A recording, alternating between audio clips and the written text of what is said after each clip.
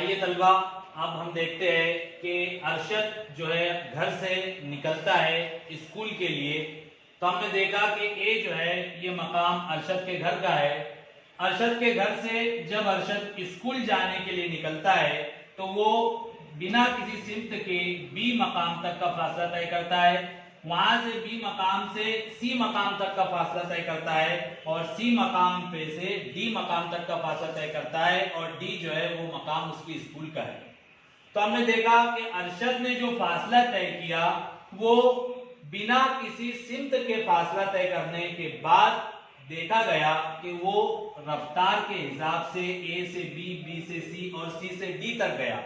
لیکن بنا کسی سمت کے تو کوئی بھی فاصلہ بنا کسی سمت کے خط مستقیم میں جو طے کیا جاتا ہے، یعنی یہاں پر خط مستقیم میں جو فاصلہ طے ہوا اے سے ارشد کے گھر سے ڈی تک اسکول تک کا فاصلہ، یہ فاصلہ کہلاتا ہے ہٹاؤ. یعنی اس سفر کے اندر ارشد کے گھر سے اسکول تک کے مقام تک پہنچنے میں اے ڈی یہ جو واقع ہوا فاصلہ یہ کہلائے گا ہٹاؤ.